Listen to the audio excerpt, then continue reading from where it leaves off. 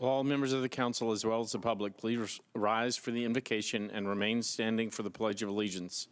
The invocation this evening will be offered by Councilman Colby Sledge.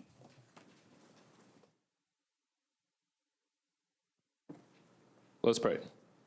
Dear Lord, we thank you for the opportunity that we have to come and convene in your presence this evening. We ask that as we deliberate and as we make our decisions, that we do so with thinking of all of those, and especially those who need our assistance the most, that we may keep those who may be considered least at the top of our minds. We pray this in your name. Amen. I pledge allegiance to the flag of the United States of America and to the republic for which it stands, one nation under God, indivisible, with liberty and justice for all. Without objection, we'll suspend the calling of the roll and ask the clerk to record the names of those members present throughout the meeting. Is there a motion for adoption of the minutes of the meeting of June 6, 2017? Without objection, those minutes will stand approved as written. Madam Clerk, is there a message from the mayor? No messages from the mayor. Thank you, Madam Clerk. That brings us to items. That brings us to resolutions. RS 2017-713, Councilman Cooper, Allen, and Weiner issues general obligation bonds in an amount of not to exceed $288 million. Councilman Cooper. Thank you, Mr. Chairman. I Committee reports. will. Committee report, I believe, was from June the 5th, and it was approved by the Budget and Finance Committee. I don't have the tally in front of me, I'm afraid, but would move for approval. Okay. This is the, I'm sorry? All right. Didn't we just, this is just the matter we just considered. No, this, isn't that the bond, or is this, or you, For RS 2017-713. oh, 713 or not 736? All right, of the matter, I'm sorry. I was thinking that it was the taxing No, amount. 713. For the CSP 713, I would move for one meeting deferral. Okay, let's get the committee report. The committee report on the various amendments, I will, again, I don't have my normal tally sheet in front of me. Let me see if you probably have it from I'm there. going to deviate from the rules and run through what I have here in front of me. There were 7 amendments. Amendments B, C, E, Amendments A, D, E, and F were withdrawn. Amendment B was approved 6-4 and 4 against. Amendment C was approved 9-4-0 against. Amendment G was failed 5 and 6. And then I believe the bill was recommended for approval as amended 14-0, Madam Clerk. Is that correct, Councilman? Yes. All right. And there's a motion to defer. The floor is yours. motion to defer to track with the operating budget on June the 20th. That it's, for a lot of reasons, I think the ability to have more discussion, but also the awkwardness of passing the capital spending plan before the operating budget, which pays for this capital spending plan, is actually passed. Councilman Shulman. Thank you, Mr. Vice Mayor. So I'm not sure what Councilman Cooper did. He just recognized me? Is that what he was doing? No, you were next in line. I was next in line, and I think it's a motion to defer, right? That's correct. So I guess I have a question for Mr. Jamison. It may not go. Goes back some time. I've been on the council for, this is my 10th year. I've never heard of the capital spending plan being voted on prior to the operations budget. Now, I know I served 8 years ago and 8 years before, but we used to pass that capital spending plan in September, in August. Is this something new where we start spending capital spending money before we even get to the operations budget? Beginning in 2003, I can tell you that the capital spending plan was typically voted on shortly after the operating. It was in September that it was voted on in 2003. As you know, it is not specified in the charter, unlike the capital improvements budget, which has to be passed by Thursday. The capital spending plan has no such deadline. So the council has their wherewithal in terms of selecting the passage date. I would be remiss if I did not mention Finance Department's urging that those items on this year's $288 million capital spending plan have been deemed by them to have some timing significance. By that, I understand passage before the end of June. A deferral until June 20th, I assume, does not violate that arrangement, but that's my understanding. Okay, and so let me ask you maybe another question. And I know that I was gone for 4 days last week, and I missed the Thursday meeting. But unless I've missed something, we haven't spent a lot of time on this particular resolution. I don't think we've actually had one sit-down discussion where we just talk about the capital spending plan. And I'm looking at the councilman, the budget chair as well. Is that fair to say? I think that's fair to say, yes. Okay. So what I would say is that, and this is to all council members, we have, it's over $200 million of bonds that we're getting ready to spend on capital spending plan. You know, there are district council members that are concerned about projects in their districts. But that vote, your vote is for all of Nashville. It's not just for your district, it's for all of Nashville.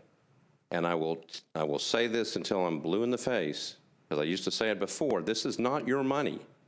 This is taxpayer money. If you don't know what's in this resolution, then we need to defer one meeting.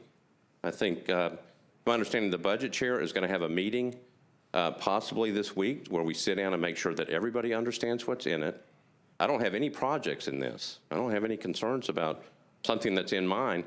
I just want to make sure that the council understands that before we start spending taxpayer money, you better know what's in this resolution. And again, I'm saying it's not just in your district, it's across the board. We did this last year, I believe. We passed it on the same day as the operations budget. And I know that I went to several members and asked if they knew what was in it, and they did not. Okay? So if we're being responsible, we pass 2 important bills every year. One is the budget, and one is the capital spending plan. And I'm just telling you, if you don't know what's in this thing, you better not be voting for this thing tonight. If you do, and you don't know what's in it, then you're not acting like a council member. You're supposed to know what's in this measure. Again, the 2 most important things we do every year, and this is one of them right now. And if we need to wait 1 week, then we should do that. And Mr. Jameson has already said that it's not going to mess up anything. It's not that I have any problems with anything in it, but it's our responsibility. This is why we ran for this office, and we need to act like council members. Councilman Sledge. Thank you, Mr. Vice Mayor. I would like to speak against deferral and hear a couple reasons why. It was true that last year we passed the capital spending plan and the budget on the same day on June 21st. In 2015, this body passed the capital spending plan 1 week before it passed the budget. In 2014, it was the same day. In 2013, the budget was passed 1 week before the capital spending plan. In 2012, the capital spending plan and budget were passed on the same day. And in 2011, they were passed on the same day. I guess what I'm saying is there is no pattern to this. So based on that, let's get to the substance of the capital spending plan. If anybody is confused about what is in the capital spending plan, we have had the capital spending plan proposal for a good while now, and we have discussed the capital spending plan. In fact, I was in the meeting where we were discussing things like the ITS upgrades, where we're talking about finance and the EBS replacement. We have talked through most, if not all, of these items. So just to be clear what's going through, there is $85 million in capital projects for metro schools. That is a pivotal portion of Hillsborough High School. That is the land acquisition for the subject that we debated so heavily last week regarding Hillwood High School and its move. That is regarding sidewalks that we literally just discussed 15 minutes ago. We are talking about public works. We're talking about all the money countywide for the paving, for the sidewalks, for the bikeways, and some pretty pivotal roadway projects that amount to $80 million. In general services, there are $7.5 million. In parks, there are $16 million that include projects, quite frankly, in my district and all over this county, and a lot of pretty critical historic preservation money that has gone absolutely nowhere for the last decade that we are getting to put back in. There's also a small ice rink that's going in Councilwoman Wiener's district. I don't think that's very significant. But we also have a few other items like $25 million for affordable housing. This capital spending plan is absolutely responsive to the wishes of the people of Nashville, who have told us for the last several years, before many of us got into these chambers, that affordable housing was the top issue in their minds and in this county. And if it wasn't affordable housing, it was transit. And transit has $36.5 million in this capital spending plan, including extending the circulator that I think sometimes rubs a lot of us raw because it goes to certain parts of the county and not others. Well, we're sending it to North Nashville, and I think that's pretty darn important. And then we've got one that maybe we haven't discussed so much, and I'd love to bring it up, and it's the $2.5 million that goes to the Metro Action Commission. That is our Head Start programs. Those are our Head Start facilities where children who are, quite frankly, the poorest of the poor receive early education. I have 2 of these centers in the district I represent, and I know others of you do as well. These facilities range from average to poor. They have HVAC that does not work. They have windows, doors, and roofs that leak. And quite frankly, this is money, this is capital spending that is put off time and time and time again. And why the heck we would want to put it off another week just confounds me. So I would please ask, with all due respect, that we not think about what's going to be a precedent, because there is no precedent. It's been different every daggum year. Let's make sure that we show Nashvillians that we understand their priorities, that we hear their priorities, and that we vote for their priorities.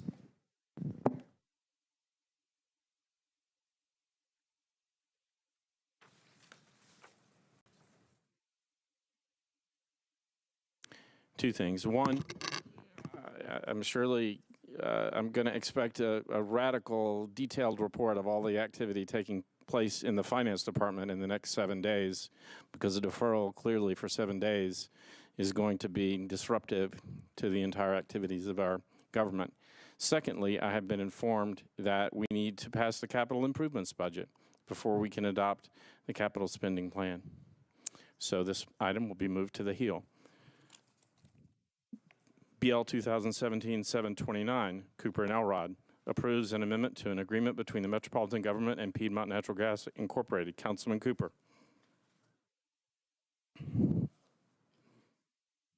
I would move for approval. This motion approved.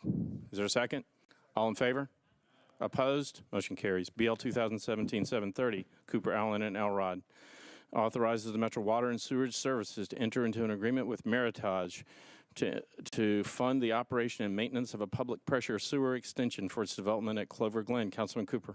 I would move, Mr. President, I move for approval. This motion approved. It's properly seconded. All in favor? Opposed? Motion carries. BL 2017-731, Councilman Pulley, Cooper, and others, authorizes the acquisition of right-of-way easements, drainage easements, temporary construction easements, and property rights for purposes of the Lone Oak Road Sidewalk Improvement Project. Councilman Pulley. Councilman Pulley. Move approval. This motion to approve is properly seconded. All in favor? Opposed? Motion carries. Bill 2017-732.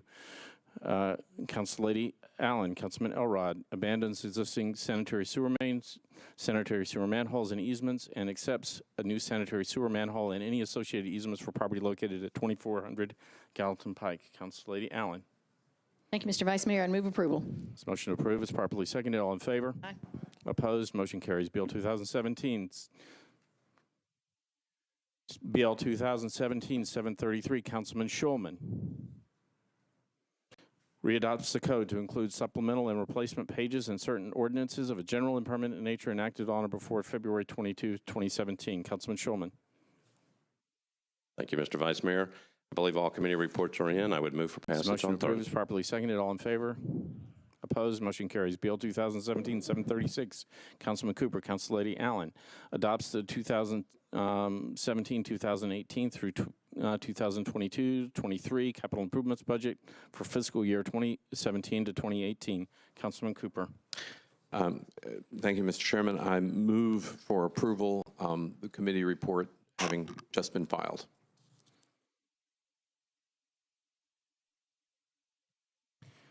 All right. The following, I'm going to read the committee report. Committee report, the following amendments were on the consent agenda. Amendment B, C, I'm sorry. Amendments B, E, F, G, H, I, J, K, L, M, N, O, P, Q, R, S, T, U, V, W, X, Y, Z, double A, double C, double D, double E, double F, double G, double H, double I, and double J. Those were all approved 14-0. Amendment A was adopted 10-1. Amendment C was adopted 9-2. Amendment D was withdrawn. Amendment BB was withdrawn. Planning and zoning had the same consent agenda. So all items except for A, C, D, and BB were on the consent agenda. They were all approved 14-0. Amendment A was approved 11-0. Amendment C was approved 11-2. Amendment D and Amendment BB were both withdrawn. Councilman Cooper. Move for approval. There's a motion to approve. It's properly seconded. Are there amendments? I know. I know. That's what I said. Are there amendments? Councilman Cooper, would you please move to adopt the consent, amendments on the consent list? Please move to adopt the consent amendments. Okay, there's a motion to approve amendments B, all amendments except for A, C, D, and double B are on the consent amendment list for the capital improvements budget. There's a motion to approve those amendments. It's properly seconded. All in favor? Opposed? Motion carries. That takes Councilman Cooper. That brings us back to you again.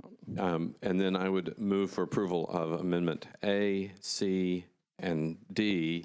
And I believe Amendment BB was Let's take those one at a time, because we're going to have individual votes on each one of them. So why don't you move for adoption of Amendment A, which is you're the sponsor of. I move for adoption of Amendment A. There's a motion to approve Amendment A. It's properly seconded. Councilman Cooper, do you want to explain the amendment, or do you just want to proceed? I think we had a robust discussion about this. It is, I believe, in effect, a technical matter, removing something that is more than 10 years old, which no one actually believes that we're going to be building. And so to go ahead and remove that. And I would move for the adoption of Amendment A. Councilman Elrod. Thank you, Mr. President. Just out of curiosity, what council district is that in? Council Lady Murphy's. Thank you, sir. Councilor Murphy. Do I need to second his, No. just checking, but in theory, I'm seconding. All right. No one else seeking recognition. All in favor of Amendment A? Aye. Opposed? Motion carries. That brings us to Amendment C. Councilman Mendez. Move to adopt Amendment C. Motion to adopt Amendment C is properly seconded. Councilman Elrod. I apologize, I was not here for the budget hearing on this. Will this still allow the community meetings and everything, education to still go forward? Okay. It will. If we pass the CIB today, and in September there's a flood, and we want to pay for a flood wall before spring, can we still do that? The capital improvements budget can always be amended. Outside of this opportunity, it requires 27 votes. Thank you, Mr. Vice Mayor. Thank you, Councilman Mendez. Thank you. Councilman O'Connell.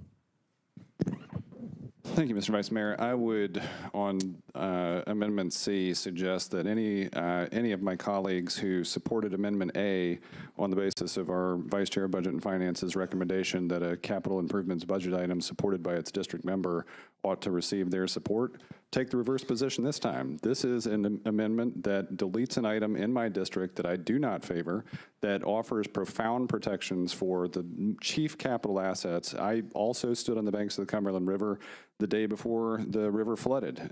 There has been, our congressman held extraordinary hearings with the U.S. Army Corps. If anybody thinks there was, excellent relations between the mayor's office and OEM at the time and the U.S. Army Corps, I'd say there are still stories to be told about that. This item is something that should remain in the CIB, and you can use whatever rationale you like to keep it there. If it is favoring the item favored by the district council member in whose district it would apply, great. If it is about protecting the economic engine of the city and the state, great. If it is about the severity of removing items from the CIB before the conversations have been had about those in public, also great. I would encourage my colleagues to support the preserving this in and vote against the amendment. Thank you. Councilman Bednar. Yeah, Vice Mayor, since we had the flood downtown, that was the only flood that we had downtown. Yet, I have a flood in my district every year when it rains. So if we are going to move forward, I beg you to do it in a comprehensive way that deals with the whole city and not just the downtown of Nashville. I'm not against protecting downtown. I want us to protect the whole city. Councilman Pridemore. Thank you, Vice Mayor. I too, being a victim of floods on very numerous occasions that Council Lady Van Reese will be aware of. But I have something I just want to say. Look, anyone that saw the crowd downtown these past few weeks, imagine them not being there because of flood. Thank you. Councilman Hager. I'll go back to what I said last year, and I'll say it again. They keep saying it was a natural disaster. It was not a natural disaster. It was a man-made disaster, and I'm an eyewitness to it. I was standing there, and I watched it, and I've said it once, and I'll say it again. It takes 8 hours to put that flood wall up, and if this ever happened again, I guarantee you the Corps is not going to wait 8 hours to open those floodgates at Old Hickory Dam. So I'm for deleting this out. We can always put it back in. Councilman Rosenberg. Thank you, Mr. President. Mr. Jamison, if I may, if this remains in the CIB, does it come back to council before the money gets spent, or does this being in the CIB authorize it to be spent? Because the Metro Water Services has the bonding capacity to provide for it now, it would not come back to the council. Councilman O'Connell.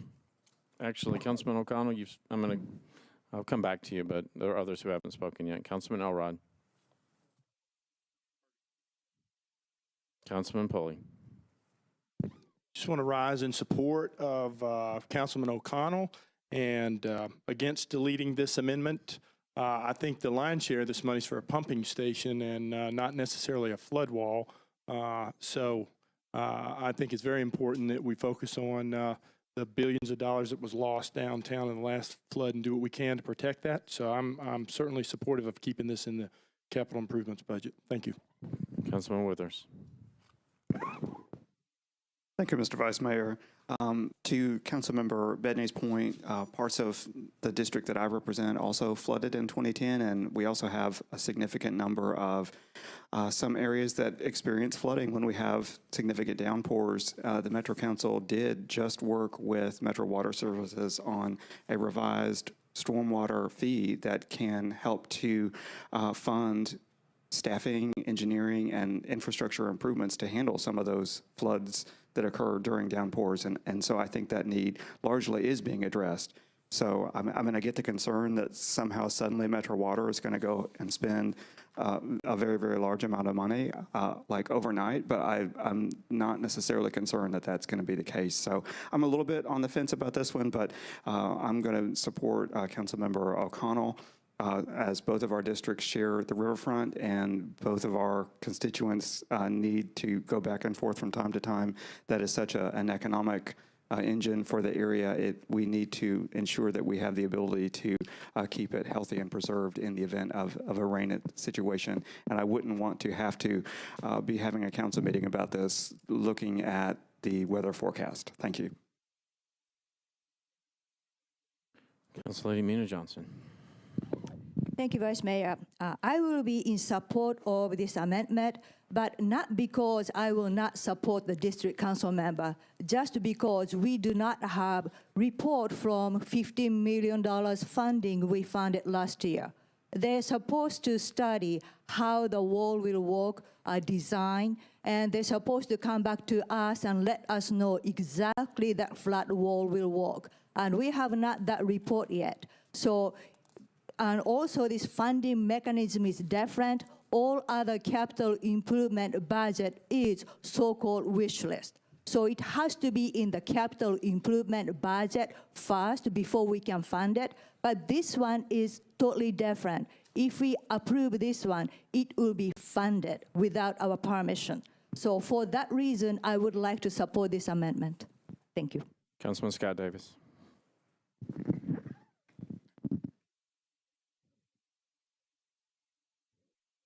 Quick question. Everybody doesn't like a flood. Councilman Syracuse, Opryland, didn't they build a flood? Councilman Davis, I please apologize, address the Chair. chair. Address I the chair. apologize, Vice Mayor. They built a flood wall to protect Opryland.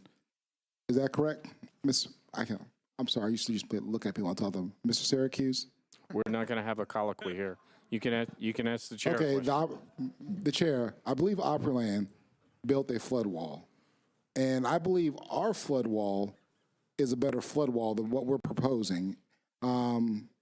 So if their flood wall is working, and obviously they want to protect their property, we want to protect downtown. And if this is a better flood wall, bigger one, goes up faster, I believe Councilman Hager when he says it takes 4 hours or whatever time is, but looking at what they're doing out there in Councilman Syracuse's district is working. And we're doing this, or proposing, looking at doing this for downtown. I have faith in the water experts that this is going to happen. And even though it tickles me to death seeing my good friend Freddie O'Connell ask for councilmatic courtesy, I believe in that, so I'm going to support him. But the main thing right now is, it belongs to all of us, to downtown. It's not just one council person. And we need to support him. And I want to remind people, when they need projects in their area, that we want to support you too. So I'm moving for all of us to remember that. Let's put it inside our budget and let's let water do their job. Thank you. Back to you, Councilman O'Connell. Thank you, Mr. Vice Mayor. I think to Councilman Bedney's point, and again, representing a district that has an extraordinary amount of economic activity, I will say, and I've said it before on this floor, I want Councilman Hager and Councilman Roten to have their parks. I want Councilman Bedney to have his flood protection. We have a unified flood preparedness plan. It offers everything from buyouts to this flood wall. If there are things not in that plan that other council members think are useful to the protection of their district, I'm going to stand on the floor and support them when we go through those processes. I think looking at how the natural environment interfaces with the city that we have built and we want to continue to enjoy, and thinking about the devastation that I walked through back in 2010, I think it's critically important to at least offer ourselves the option to do this. Again, I have personally witnessed and can attest to the engineering feats of the Metro Water Services Department. I think Scott Potter is someone that everybody in here knows is going to direct his capital resources efficiently and effectively. And I encourage my colleagues, once again, I will renew my plea to fail to delete this item and vote against this amendment. Thank you. Councilman Glover, you have not been recognized before. Thank you, Vice Mayor. Just very quickly, before, when this came up under the Dean administration, we had the opportunity to ask the Water Department then, would they raise the rates on us? Now, let's face it, if the rates are raised, then we all pick up that tab. And so we don't have that assurance now. What we do have the assurance of is if we put it back in there, and that's not to say that it's not a good idea, but we can put it back in there. Once the study's been done, once all the things we were told last year are completed, we can put it back in there. But until that point, we don't know if the rates are going to be raised, but we know that if they are, that each one of our constituents, whether we work downtown or we don't, are going to help pick up that tab. So for that, until we have the community meetings, until we have the study, I'm going to be supportive of removing it now until we have the questions answered that we asked a year ago that we still don't have the answers to. Thank you, Chair. Council Lady Weiner. Call for the question. Question's been called. All in favor? Opposed? No. Motion fails. Councilman Elrod.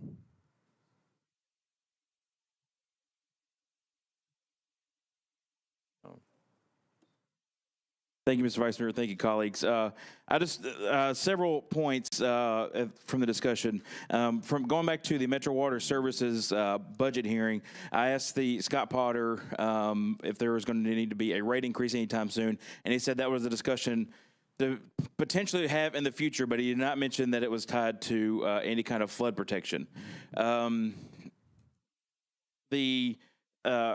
I think I'll speak for myself, and I'm not sure about everyone else. So Metro Water is the most responsive department we have here in Metro government. Mr. Potter, Mr. Honeysucker, who everyone keeping their thoughts and prayers in the hospital, but they've been the most responsive to council during the stormwater fee discussion. They were incredibly responsive to our questions and really greatly showed the need, or very competently showed the need for it. And also in that budget hearing, he was asked, I think, something about the flood wall, and he basically said he had two main priorities. One of them was stormwater fees, and one of them was the flood wall and flood protection. And he said, we only have really capacity for one. We said last year we're going to do it, but have community meetings on the flood wall, but we said we're going to put that off a year because stormwater needs are more pressing, and a rate increase for stormwater was more pressing. But they are committed to having those community meetings, but they didn't want to overload us, and which I appreciate. So I have confidence in Metro Water, as I believe another council member said, that they're going to hold the community meetings. They're going to be responsive to our needs because they have been in the past, and they've proven it, at least to me, over and over again. Also, I know there's been the argument that we haven't had the community meetings yet, so let's not put it in the CIB. There are a lot of projects that are in the CIB we have not had community meetings on. I mean, there's nothing in my district that's in the CIB I've had a community meeting on yet. So this is something, if y'all had a flood wall or flood protection in your district, whether it's for Opryland, for Bellevue, for a park, for a neighborhood or something like that, you would at least want to be heard on it. And while we know downtown is councilman, the downtown councilman's district, that it belongs to all of us, but he is stringently or adamantly opposed to this. And Metro Water is committed to come to us before they build it. The councilman's opposed to just taking it out of the CIB, which does not commit the funds. So I'll be voting against the amendment. I urge you to as well. Councilman Bednar. Just Councilman Withers made a comment about the flooding. I just want to clarify. I'm not talking about some street getting covered with 4 inches of water. I'm talking about a freaking creek that overflows and block my district in half. I'm talking about Mill Creek, which is a main tributary. And there is a plan, a remediation plan, and it hasn't been funded. And that's the problem, Councilman. We have no funding. So if you guys were to change this, to do a comprehensive plan for the whole city, I will support it. But we shouldn't be supporting one part of the city against the rest of the city. And that's what frustrates me. I've been asking this thing for years, and I've been ignored. And the people in my district, elderly people that can't get out of their house when it rains and go to the hospital because the road covered zone is closed. So sorry I'm getting upset, but it's like I keep having the same conversation again and again every year. We should look at flooding at the whole city. It's not that one city. I supported every project, any investment in downtown Nashville. I love it. I believe in it. I think it's important to us, but we need to look at the whole city when we're looking about flooding. I'm tired about being looked at my district like if it's second-class citizens. Sorry I'm getting so upset, but I'm fed up. Councilman Swap. Thank you, Mr. President. I absolutely agree with Councilman Bednar, and I would like to request a roll call vote. Councilor Dowell. I'm going to agree with Councilman Bednar on this. I happen to be on the council when we discussed the flood wall in the past, and we also had the Army Corps of Engineers to come. And I agree with you. It's not an issue about who flooded the city the first time, whether it was a core issue or whether it was a natural disaster.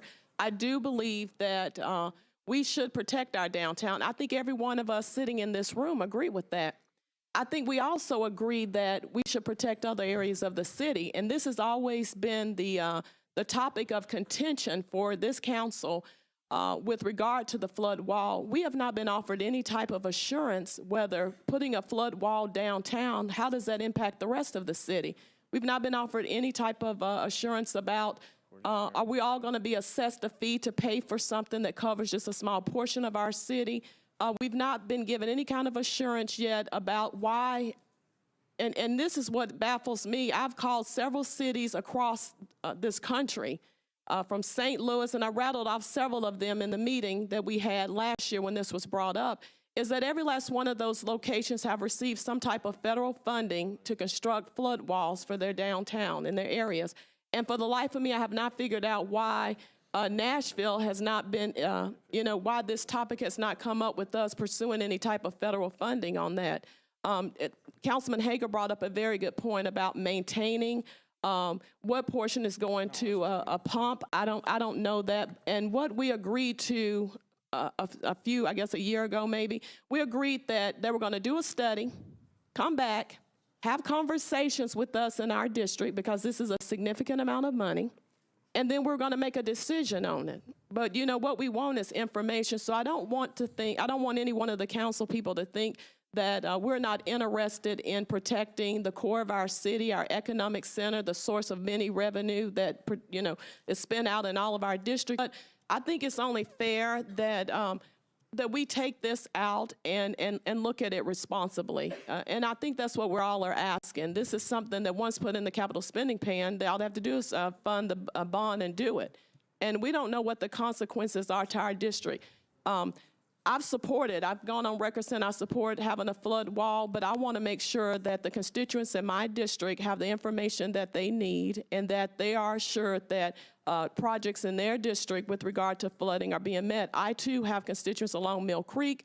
As you know, when it flooded, you saw the little trailer going down I-24. That was in our area. What is being done out in our area to assure that right around Mill Creek at Blue Hole Road for the last, 30 years, there has been some plan to put some type of water remediation pump in there to prevent those people from having flooding, and nothing has been done.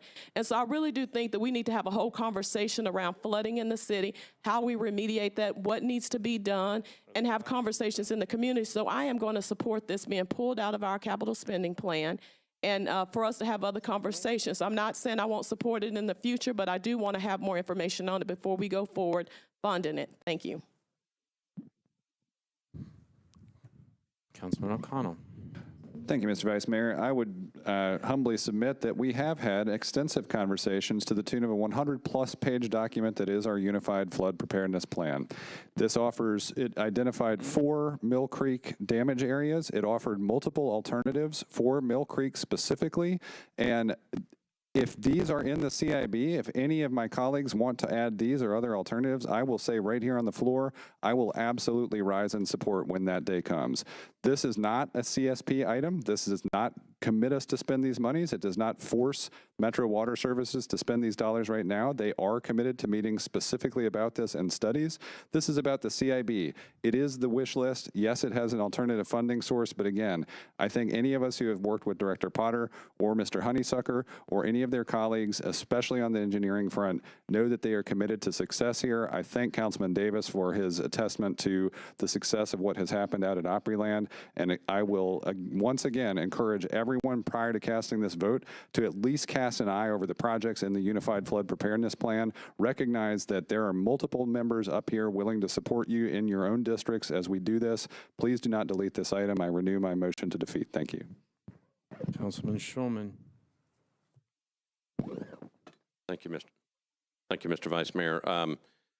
I just want to confirm something, and this may have been brought up. So I know that last year when we approved money for, we approved money in the, I think in the capital spending plan, it was $15 million, and it was to study this entire issue, because I know different people have different problems still from the flood. I know personally, and I know a number of members have been out, and their people's homes, their private homes are caving in and still having trouble because of the flood. So that study, as I understand, was never done. So here's my question. I guess this is to Mr. Jamison, and I think I know the answer, but I'm just clarifying. If we vote on the amendment tonight and pull that $125 million out of the capital improvements budget, we can put it back in a couple of months, correct? We can amend it and put it back in. And the charter provides that it requires a 2/3 approval from this body. Okay. But I think one of the concerns I've got is that the study was not done. And so the question is why we're putting this thing in. Maybe there's some reason to do it. But I don't know why we don't take it out just to be on the safe side and then hold it for a couple of months, get that study done, bring it in, and then take another look at it. And then if there's a reason to do it, you put it back in the capital improvements budget. I know there's concerns from the 19th district, but I also know there's other concerns from where that water may go. It may go to other places. I mean, that water is, if it's pushed away from downtown, it's going to go someplace else. And I mean, personally, as an at-large member, I'd be interested to know where that water is going to go, because it may flood other people's districts, and we simply don't know at this point. So I guess the question is, I haven't seen the report. I don't know. I'm not an engineer, so I'm not sure what's going to happen. But I guess my idea would be, I mean, maybe there's some reason to it. Maybe there's other places to put something like this. But at this point, that study hasn't been done. So why wouldn't we approve the sponsor's amendment, hold it, keep it out, and then have the study done, and then figure out whether we need to put it back in? Thank you. There are 4 other people seeking recognition, all of whom have spoken before. So please try to say something you haven't said before. Councilor Dowell, Councilman Bedney. Yeah, I just wanted to clarify that the issue is not the study, it's the lack of funding.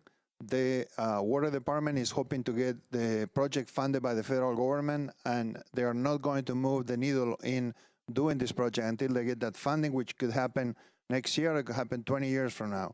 So the issue, what I'm asking you all, is to include my district in an investment plan to remediate flooding issues, and not to wait on some money that may or may not come to the city. Thank you. Councilman Sledge, you've not spoken before on this, I don't think, have you? You're on. Thank you, Mr. Vice Mayor. Call for the question. All in favor? Opposed? Motion carries. All in favor of Amendment C, please say aye. Opposed? Madam Clerk, will you open the machine?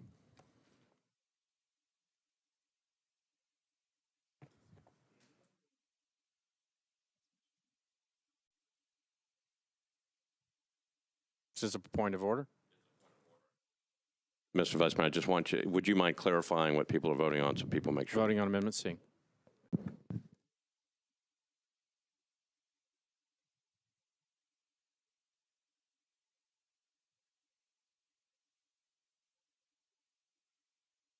Madam Clerk, if you close the machine, tally vote.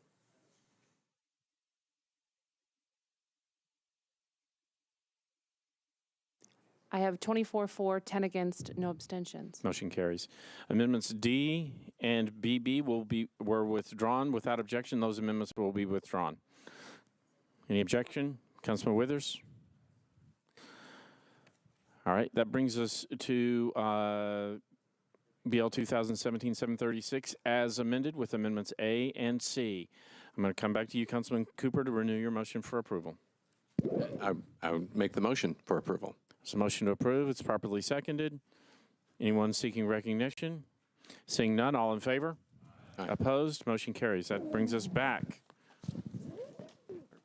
to RS 2017-713. Why didn't everybody go ahead and push your button? I think we need everybody. No, hold on. I'm getting I'm going ready to wait clear till it. you get Give me like just 1 second. 30 or 40 up there. Give me a second. Now you can push your buttons. Thank you, Mr. Vice Mayor. I renew my motion to defer 1 meeting to track with the operating budget. Councilman Mendez. Thank you. So I guess this is a continuation of the conversation we were having at the beginning of the meeting. And my point then was going to be I'm prepared to vote on this evening. But if we defer it, I've got several logistics questions. Some of them I think are for Mr. Jameson. So the amendments that were approved in the committee, they won't be part of the bill for the public to see online if we pass this motion? If you defer this tonight before the amendments are offered, that is correct. It would have no amendments added to it. So new committee conversation about the same amendments next week? Correct. New votes. Will more amendments be able to be filed? Yes.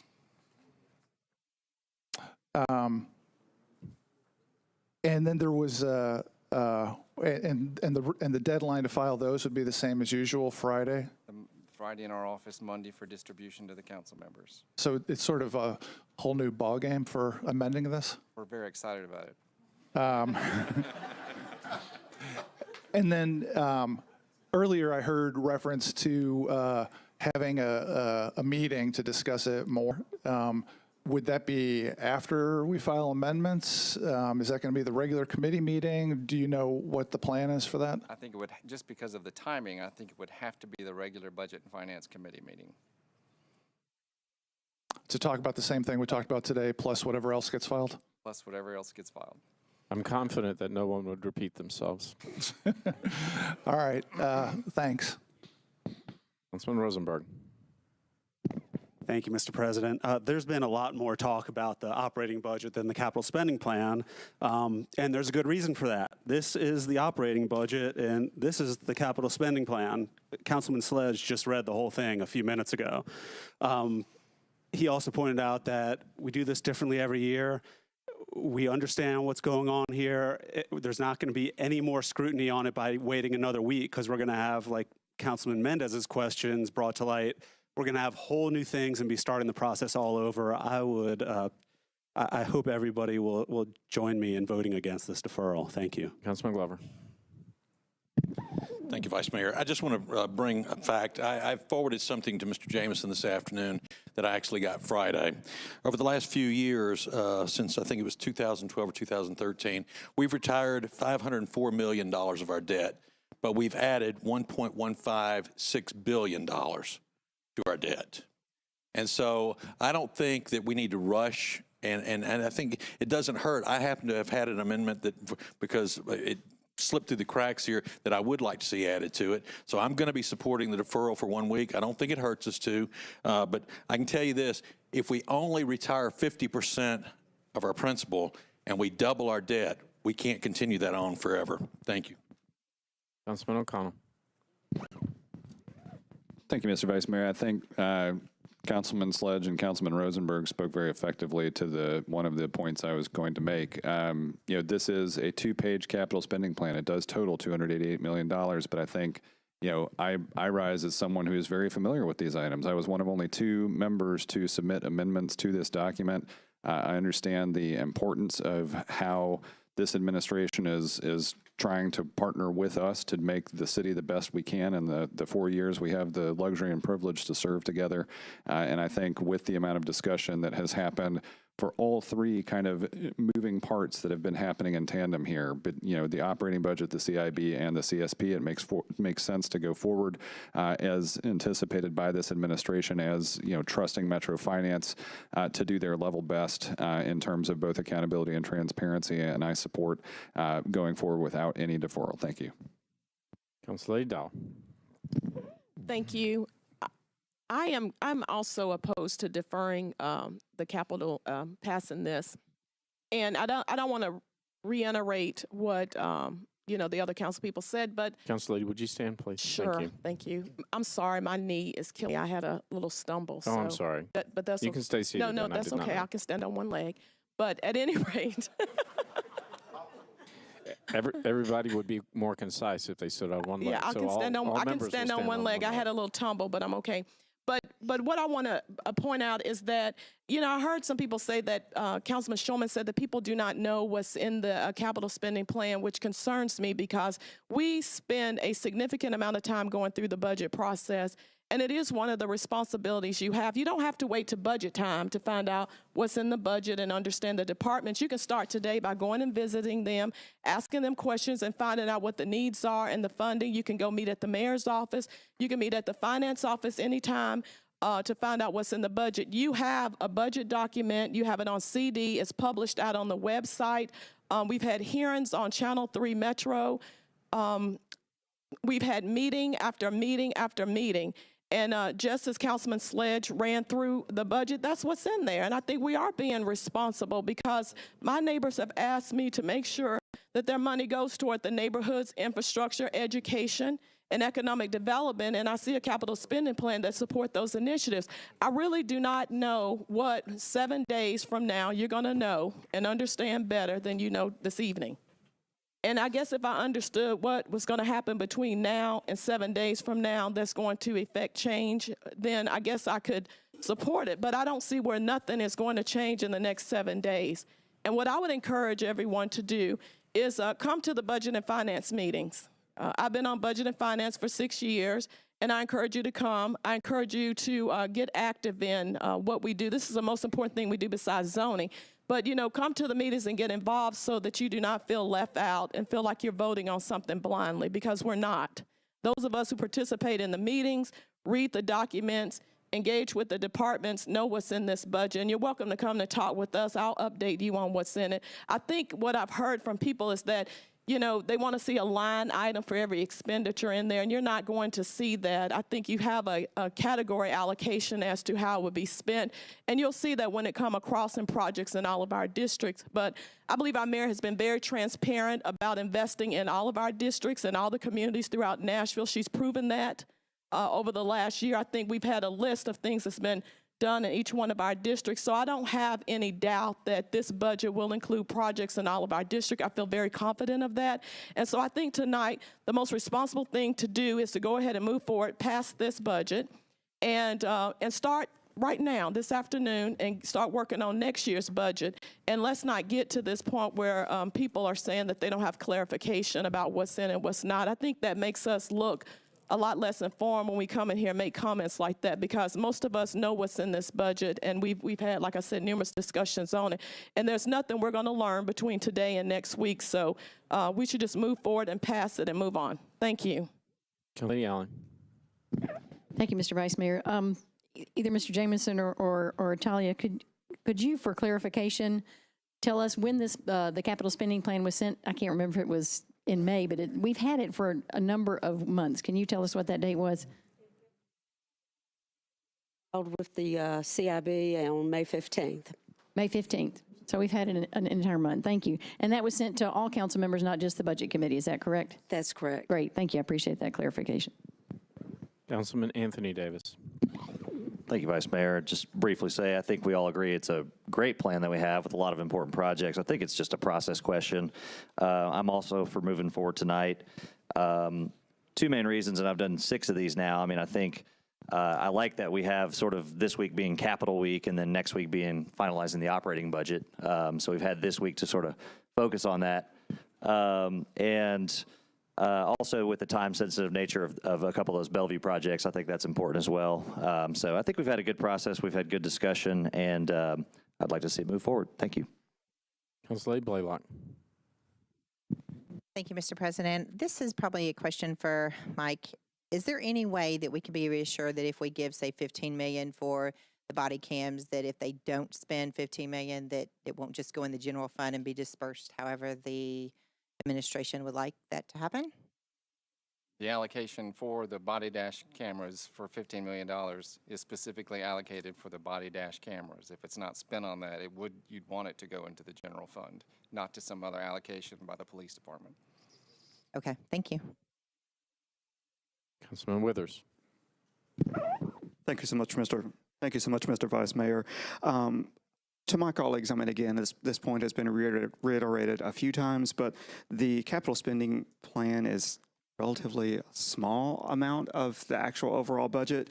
The items that are included, by and large, are not controversial. We did have a lot of discussion from constituents among the school board and among council members as well about the location of Hillwood High School that was recommended by the school board. It was voted the council voted to approve it. I think in terms of the location of that school, reciting is largely a settled matter. So I think that controversy in terms of location is settled.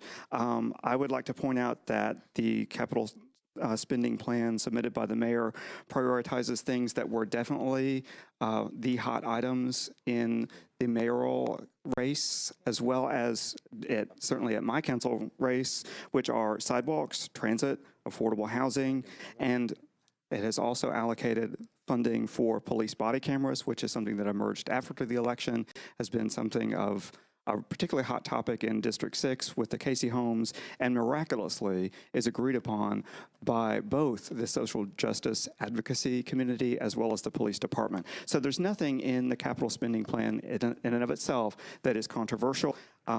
What is a subject of controversy may be the levels of funding for some of the things, but the items that are in here are not controversial. And I'm not hearing from my colleagues that there is a proposal to change or otherwise address our debt retirement through the capital spending plan. So I appreciate that concern. I'm just not convinced that that would be solved with a 1-week deferral. We do need to keep talking about it in other ways, though. And also, I'm not hearing from my colleagues that there is any proposal to change the contents of the capital spending plan other than the amendment process that we just went through a little while ago earlier today. So I do not see a point of a deferral. I really hear from my constituents that they are eager and want to hear from the council that we, too, along with the mayor, are committed to sidewalks, transit, affordable housing, and police body cameras, to name a few, as well as schools. So I would urge my colleagues to go ahead and vote for this today. Thank you. Councilman O'Connell. That must have been a holdover. I have no items on that. Councilman Elrod. Previous question. All in favor? Opposed? Motion carries. We're on the motion to defer. All in favor? Opposed? Motion fails. That brings us back to amendments to RS 2017-713. Without objection, the following amendments have been withdrawn. Amendment A, Amendment D, Amendment E, and Amendment F. That brings us to Amendment B. Councilman Mendez. Move to approve Amendment B with a brief explanation. Floor is yours. The capital spending plan lists $4 million contingency, and this motion would move $3.5 million of that contingency funds to be available for Nashville General Hospital for them to use for capital improvements. Right now, they're slotted to have $0 for capital improvements, and this would move them to $3.5 million and still leave a $500,000 contingency fee. Councilman Cooper. I rise to support Councilman Mendez's Amendment B. I think we've all listened to the hospital many times make their case. Thank you. Councilman Pridemore. Thank you, Vice Mayor. Again, as I stated in the Budget and Finance Committee, I'm not opposed to funding the General Hospital. I'm for funding General Hospital. I'm just opposed to taking from the contingency fund due to what the contingency fund was described by earlier by Ms. Lomax. So again, that is my issue, is not funding it, but where the funding comes from. And there's other areas that have been mentioned or addressed as having the funding for General Hospital, and I would much rather look at that than the contingency fund. Thank you. Councilor Gilmore. I just wanted to say that I stand in support of this. I'm very concerned. I had some comments about the other one. I'm just trying to get over that one, just how we just did the call to question. But as it relates to General Hospital or Nashville Metro General, the fact that there is no money in there, and they explained to us that that impacts their ability to be effective with all this outdated equipment. And the fact that we spend so much money on other things and not think that it's okay to give, and it's not giving, but to provide money for Metro General is somewhat bothersome for me. And I think that this money has been identified, and we probably could have identified it in other areas had we had more discussion, but that discussion was closed short. So I'll just stick with this point. I think it's a great effort, and I think that would be fine. And if not, at least amending it to half, but there's no money in the budget. And we constantly say that they need to improve, they need to do this, and I feel like we just really beat up on the hospital, and we don't work with them to provide the proper resources. And we've made several steps, but I feel like in terms of the funding, we have not done that part. We voted on to change the structure. We've moved forward with that. I think we have people that are very intelligent and smart and would be very accountable for the money spent, but we are not allocating those monies. And that does concern me how we're moving forward as a city. I think we're doing great in all the other areas, but as it comes to looking for people that have very limited resources, I think we could work more in that area. And so, once again, I stand in support of this amendment.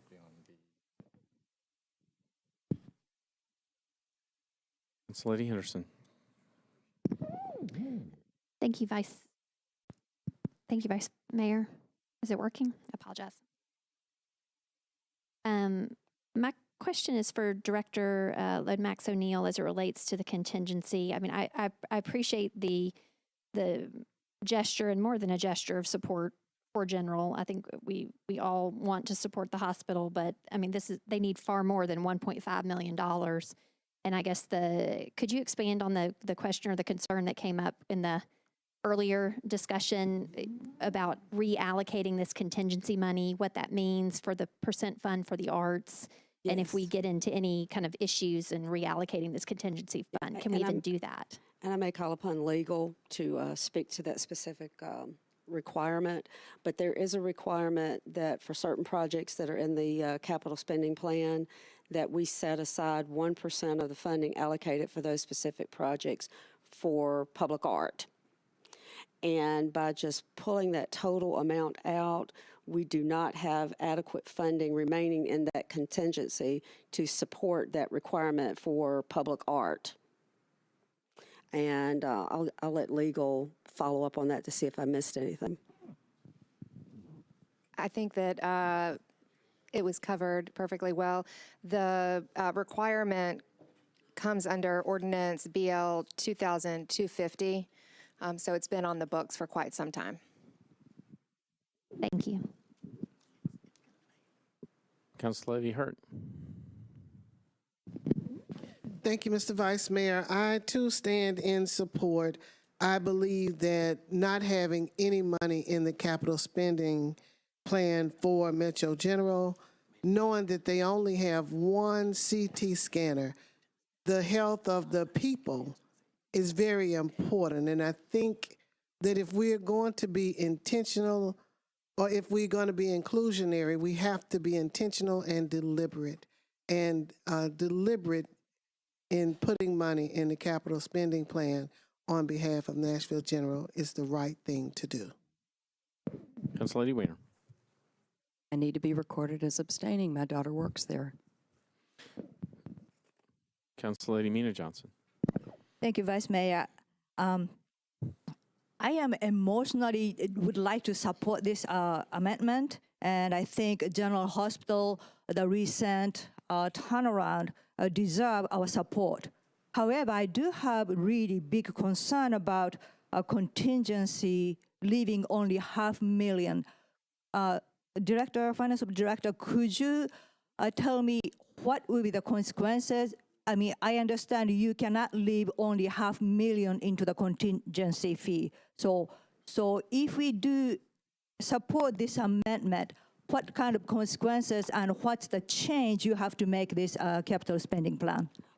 The consequences literally would just be if we would just have to come back to the council to ask for additional funding if those projects were to go over, and it could potentially suspend a project if we were to reach the cap of spending authority for a specific project until we were able to come back to the Metro Council. Thank you. So in that sense, I mean, we do appreciate your capability and your transparency and so forth to come up with this great capital spending plan, but by amending, kind of throw your plan off the table. Is that a correct assumption and characterization? You'll have to repeat that one. I'm sorry, because you have come up with a great plan for the spending plan with effect of each department and so forth. And yes, we would like to emotionally support the general hospital, and I think we would like to support it. However, removing 3.5 from contingency fee will sort of destroy your plan and long-term planning capability. And well, I wouldn't characterize it as destroying the plan. If you recall, when we filed this plan, there were many, many, many things to be considered for the capital spending plan. And when we provided it to the Metro Council, we indicated that we were going to look at revenue collections and hopefully be able to bring you all a second plan during the year. So it does not destroy anything because it would still be considered a priority for the next funding cycle. So I wouldn't want to characterize it that way. so, in other words, if we pass this with this amendment, you will have to come back with your amendment to this capital spending plan. Would that be the correct characterization? Yes. Thank you. Councilman Scott Davis.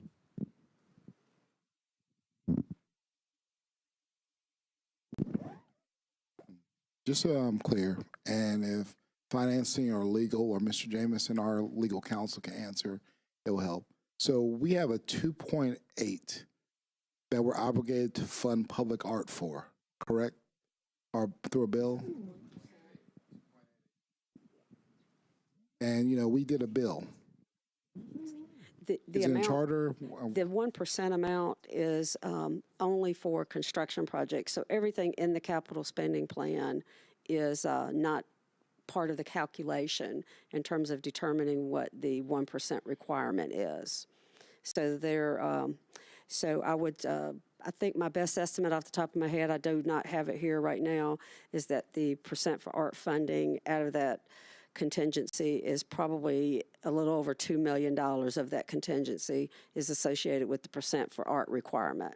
All right, and just so I'm clear, if this body wanted to, we could do the same thing for the hospital that we did for the art, for the arts, because the arts are important, but I think the hospital is more important too.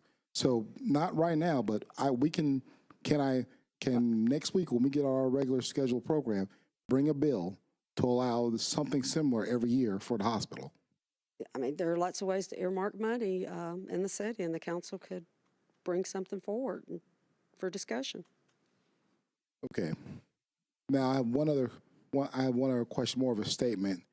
You know, if depending on no matter how this is voted on right now, I am committed, and I know the budget chairperson, and I know definitely Health and Hospitals is committed to in 3 months, or when we know what we have in our 4% fund, to bring up, and I'm saying this in public in front of everybody, to address the hospital's concerns, because I think they need more than what, you know, Councilman Mendez is proposing here. But regardless of what happens tonight, I'm committed, and I'm going to schedule a meeting 3 months from now. I want to ask the chairs to, this is very important, of those 3 committees to meet and to allocate the funds that we can once we know what our 4% fund looks like then. So, Mr. Kelly, Tanya, thank you. And just so that's on your radar, as soon as we know 3 months, you know, I would like to schedule that. I will ask the proper chairs to do that so that we can dig deep and figure out and to fund the hospital properly. But I'm also looking at what, if we could do that for the arts, surely we could do that for the hospital.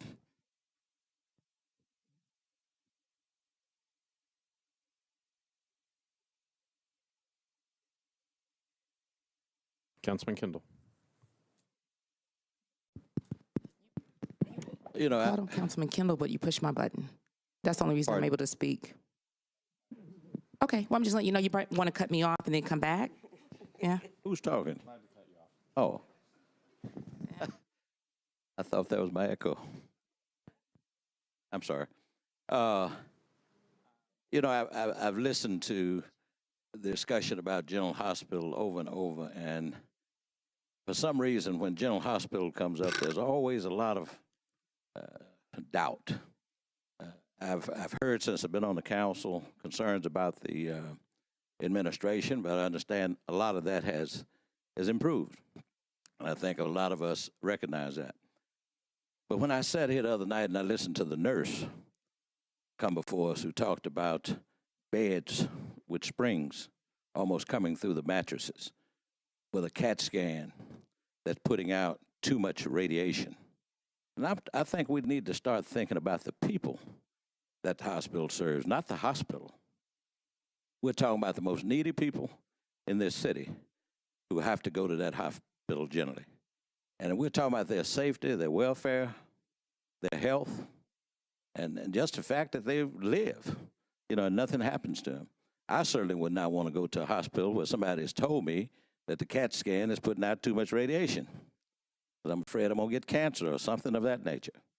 So I think we've got to start thinking about the people that hospital serves, not just the building and the people there at the hospital. They've definitely got to have adequate equipment to be able to serve this community. So I support this legislation, and I hope the rest of you will as well. We're not talking about a huge amount of money.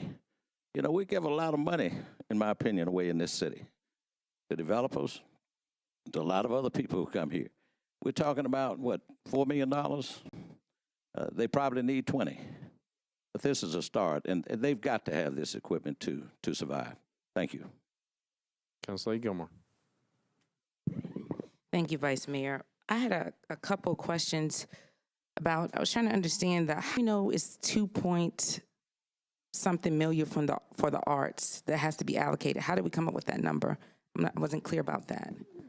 Legal can take the specific question, but there are only certain projects that are eligible for consideration for the 1% calculation based on the actual legislation that passed. I think Margaret may have it. So technically it could be more or less, though. More or less than 2.8 million or 2 million or the two. No, the two. My rough, again, I did not have the number with me, but that's my estimate. I think my concern right now in terms of the 288 and this amendment is, in my view, we are technically not balanced right now in that the total budget of 288 with only leaving the $500,000 there, we don't have enough remaining to fund the percent for arts requirement. That is my concern.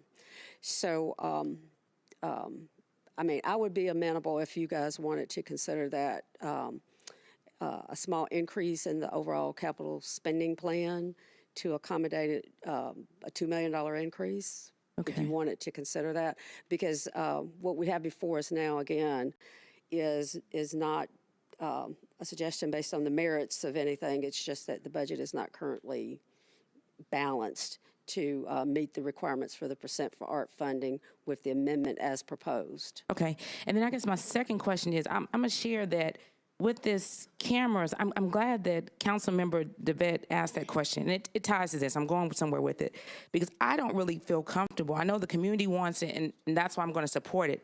But that $15 million that we have allocated for cameras, we're not clear if that's what it really costs. And there's still some more things that have to be worked out with that. So that's why I can actually stand and support the percentage that Councilmember Mendez has asked for. Because with these cameras, we still have more policy to work out. We're not clear about who's holding the cameras, who will be responsible for it. And, we put $15 million there, but I think that that's an opportunity if it could be reallocated back to the contingency fund so that we could give the hospital the $4 million. I think that would be good. And also I had another question as well. I was looking at the parks, and I saw for Bellevue it had a clear $10 million, but then for the other four, where it says Old Hickory Community Center, Sunnyside, Two Rivers, and Jefferson, it's not clear about how much money is allocated there. Are we to assume that it's $1 million apiece? That piece was not clear to me.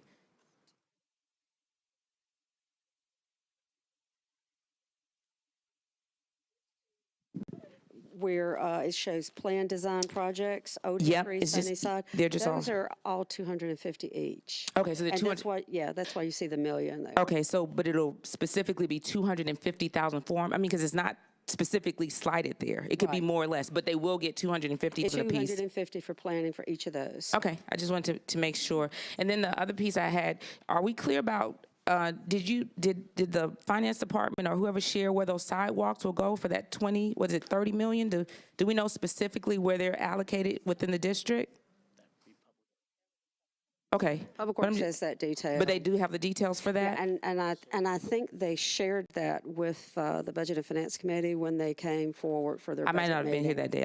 I want to make sure. So I think there's an opportunity. Some of the projects may go over, but some of them may be under. And especially with that, I guess with the cameras, I'm really concerned because I think it's an opportunity for a lot of money not to be spent in that area because we're still just not clear about things as it relates to that. So once again, I would stand and ask, I guess that's the last piece before I sit down. So you said that the money can go back to the general fund if all the money wasn't spent for the cameras? Is that what I understand? Where does it go if it's not the 15 Well, million? it does, this is funded through commercial paper and then later through bonds, so there's really no money that will go back to the general fund. The money just doesn't get spent. Okay, so is there a way then that we could take the money that's, since it's already been used as a placeholder, is there a way that we can use that money and transfer it to another one of the capital projects? No, the council changed their rules and doesn't allow us to transfer money across projects. Okay, even if it's left over. All right, thank you. Councilman Mendez.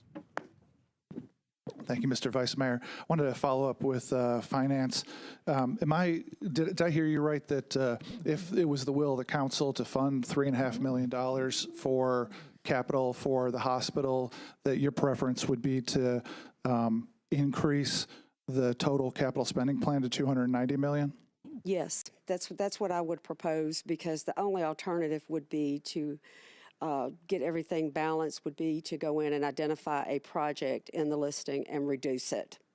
So I would be agreeable to doing that. And then alternatively, if we didn't do that,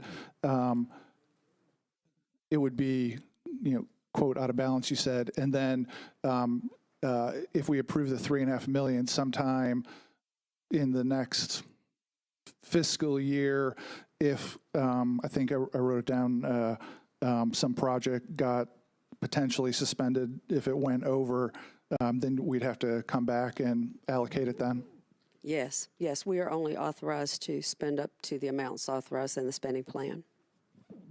Well, let me ask Mr. Jameson, if I wanted to try to get it to be 290 instead of 288, how do I do that? Amendment on the floor tonight to move the total from 288 to 290. And then if that failed, I'd be back on the amendment we're considering right now? Correct. All right, so I would need to move to suspend the rules first to consider oral amendment to raise it to 290 and have the capital spending plan and initial resolution reflect $3.5 million for the hospital? Correct. So moved. I want to clarify that the motion on the floor is to amend a $288 million capital spending plan without a document, without a writing. Is that correct? Yes. And is the administration in favor of that? I'd like to hear from them.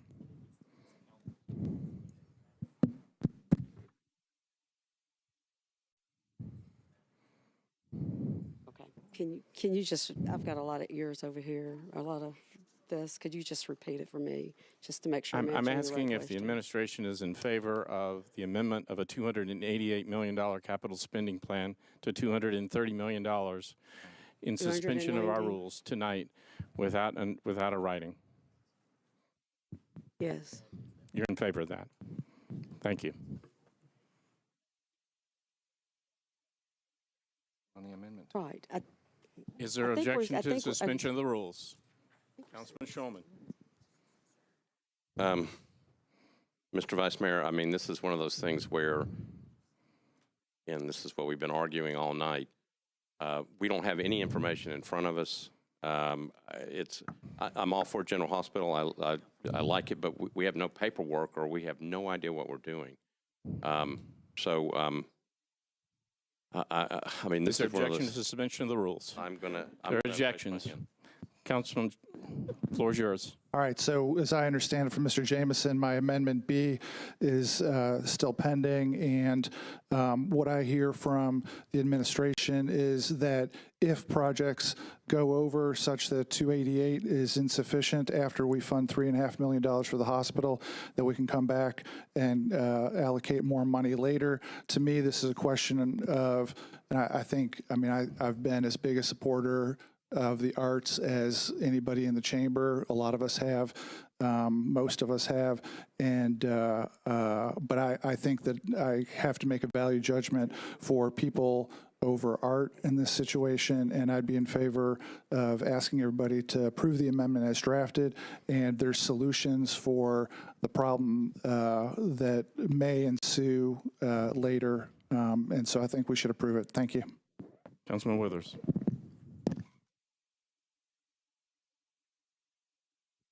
Thank you so much, Mr. Vice Mayor. I guess I would return a question to the sponsor of the amendment to learn whether the allocation that's being requested itself includes a specific itemized list of equipment that would be funded. And the only reason that I ask that is that the need is so great, as we've heard. Would this actually, do them any tangible benefit? Would this actually be more than a drop in the bucket in terms of solving that problem? Or do we need to all come back to the table and have a much, much larger discussion about the asks of the hospital authority and what solutions and results they're delivering? To whom are you addressing that question, Councilman? Who's the question to? The question was to the sponsor of the amendment. If I come back to him, he'll be able to answer it. Councilman Cooper. Thank you, Mr. Vice Mayor. I think the vote on this amendment demonstrates the wisdom of a deferral to have a final bill that is fully cooked. I'll work as hard as I can with finance in the meantime to answer all of these questions. The reality is we've not had 3 full meetings for this. We are a week short, and I think our discussion reflects the need for the additional week for us to be comfortable with what we're doing on such a large and important bill. Councilman Glover. Thank you, Vice Mayor. I think Councilman Cooper said exactly what I was getting ready to. I think a lot of folks said that we heard everything we needed to. There was going to be no new information, but yet inside of an hour, we had new information. And so I agree with Councilman Cooper. I hope that we do defer. Councilor Henderson. There you go. Thank you, Vice Mayor. I guess my question comes in because the needs are so great for the hospital. As we look at this budget, a lot of the feedback that we've gotten is that we are not funding the hospital at all. And so I sense that, we're trying through, little workarounds to get them a small amount.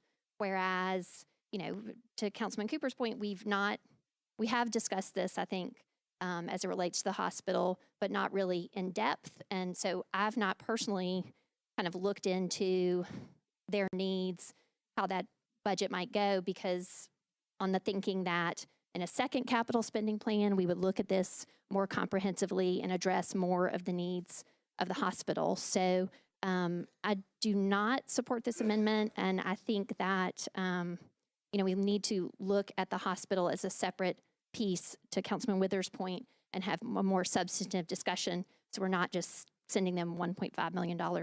We're sending them more of what they need. Thank you. Councilman Pardue.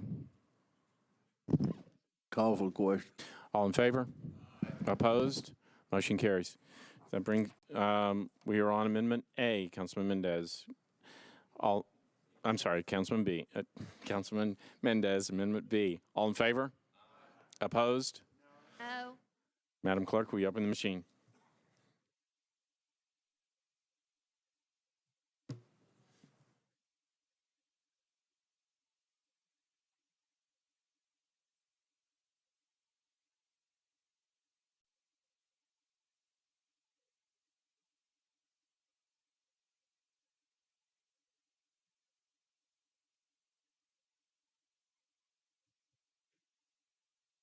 Madam Clerk, will you close the machine tally vote?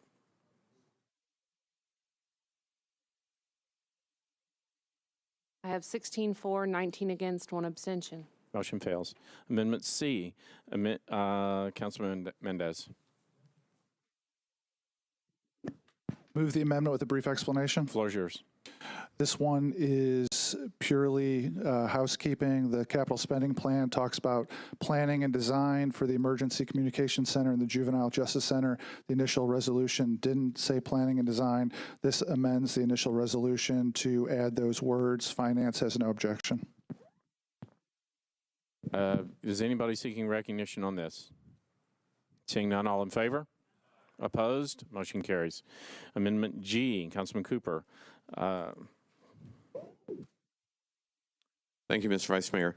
Very quickly, in a close but losing vote in Budget and Finance, this is a simple substitution to take $3 million of sidewalks money and put it into bikeways.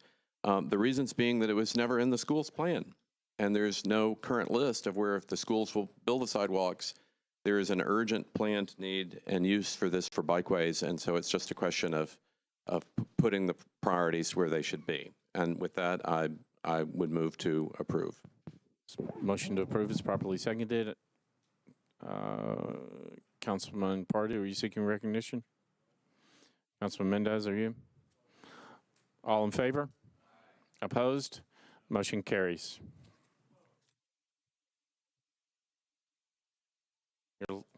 You're lacking seconds. Motion carries. That brings us to the resolution as amended. Councilman Cooper. Thank you, Mr. Vice Mayor. As a point of order. Could you please tell me why we didn't have the opportunity to get a machine vote on that, sir? Because it was an amendment. It was not a vote on a bill. The rule does not require it unless there are 3 seconds. You lacked 3 seconds. Councilman Cooper. Thank you, Mr. Vice Mayor. Approval of 713. I think we've demonstrated the need for a deferral. I don't believe that's the will of the body. So there is the motion to approve 713. Thank you. It's a motion to approve. It's properly seconded. Anyone else seeking recognition? Councilman Elrod. I move to reconsider our actions on Amendment G.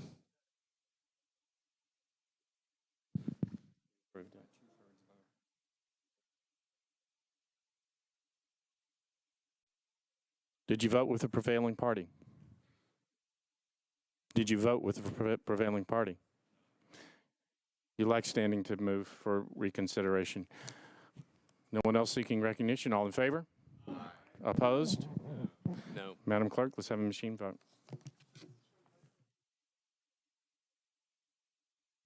This is the bill.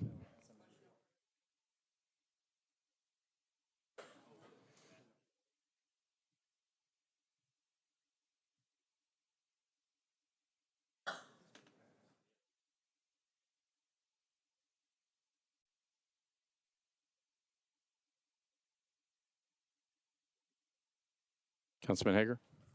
Me and Pardue are not sure what we're voting on here. Can you tell us which amendment we're voting on? We are voting on the capital spending plan as amended. 2 amendments have been adopted. 2 amendments have been adopted, Amendment C and Amendment G.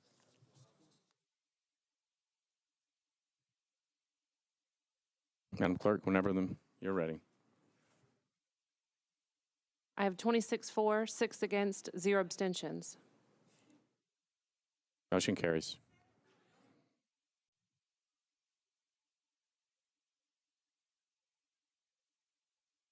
Did your machine malfunction, Council Lady?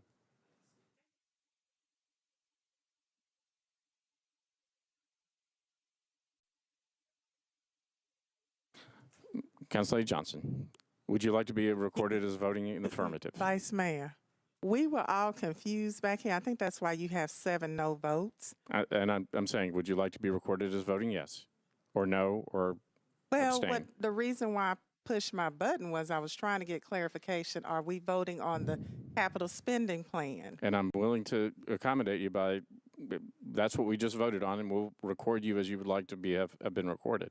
Okay, but what about those who didn't get to vote? That's what I'm saying. If you did not get to vote and you would like to say that how you would like to vote, we will record you as voting in that way. That's what I'm saying. How would you? No, you have to tell me. No, my machine voted. Okay, 'cause anybody I who had to didn't- guess. All right. Is there anybody who is recorded as not voting who would like to be recorded? Council Lady Vercher. Councilman Potts. Anyone else? There we go. Madam Clerk, did you record those votes? Thank you. I see a whole lot of lights here. Is anybody else? Is anybody seeking recognition? Is there a motion? That's our last matter, correct? This motion adjourned is properly seconded. All in favor? Opposed? We are adjourned. What a mess.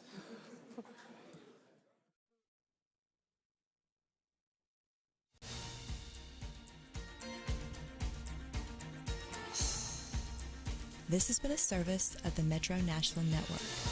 If you would like to see this presentation again, or for more information about this and other programs, visit nashville.org.